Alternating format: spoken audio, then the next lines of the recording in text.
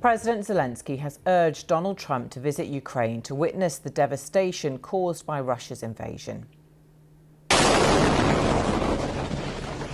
Ukrainian officials have accused Russia of using cluster munitions to maximize casualties in its ballistic missile attack on the city of Sumy on Sunday.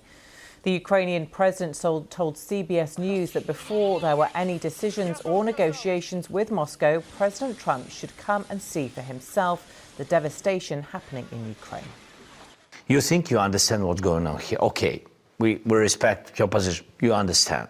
But please, before any kind of decisions, any kind of formats of negotiations, come to see people, civilians, warriors, hospitals, churches, children, destroyed or dead. Come, look, and then let's move with a plan how to finish the war. You will understand with whom you have a deal. You will understand what Putin did. Well, let's speak to James Waterhouse, who is in Sumy. James, welcome to you. An understandably angry reaction from President Zelensky there, and also some criticism from Washington.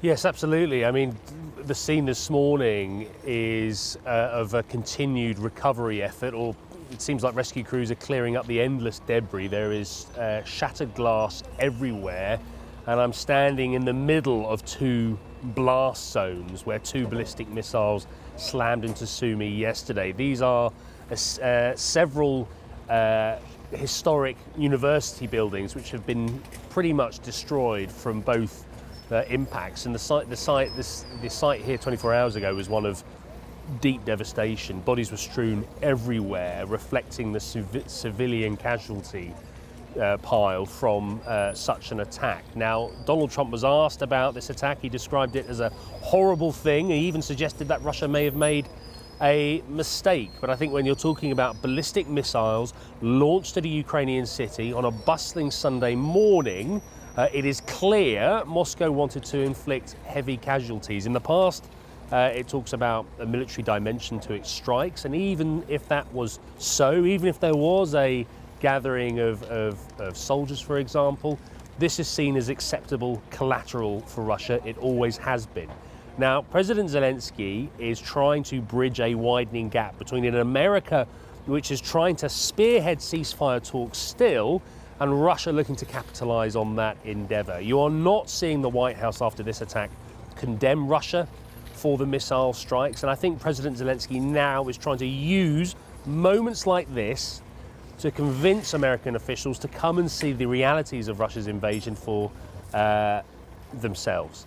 He is also reiterating his argument that if the West does not take a strong stance against Russia in these ceasefire endeavors, then Moscow won't stop here. It will then go for other European countries, possibly NATO countries, to, in the words of President Zelensky, restore the lost Russian empire. So you can see the strategy President Zelensky is using here, but it's a high-risk one because in the past, when he has taken a defiant tone, that has angered Donald Trump to the extent that he has paused military aid for Ukraine.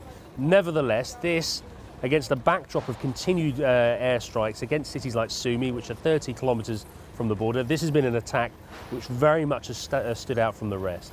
Yeah, and James, we heard President Zelensky again reiterate his invitation to President Trump, asking him to come and see for himself what's happening in Ukraine. We know that the former president, Joe Biden, did visit Ukraine after the Russian invasion started. How likely is it, do you think, that the current US president could go there himself? I think it's 50-50 at this point. You know, Donald Trump said when they first met, Zelensky and Trump, last September, that he would visit Ukraine. He's since suggested that he wouldn't be coming anytime soon. Meanwhile, the senior US envoy Steve Witkoff has had 3 meetings with Vladimir Putin. He was in St. Petersburg last Friday, where they warmly met each other. And concerningly for Ukraine, it was where the Kremlin has repeated its demands for how this war should end. It is making no concessions. It still wants the complete control of 4 Ukrainian provinces and the political capitulation of Ukraine. There is no climbing down from there. So Ukraine is in this impossible position of having to mimic or mirror America's desire, its impatience for peace, but also to try and protect its interests and defend itself as Russia, certainly in this part of northeastern Ukraine, seemingly tries to continue to try and soften cities and, in the eyes of Kyiv, gather thousands of troops to try and mount a major offensive of some kind, not least with the improving of this weather for battlefield conditions. So Ukraine is playing this juggling act whilst America seems to try and continue its quest for peace by appeasing Russia and trying to keep it at the table and not condemning it. OK, James in Sumy, thank you.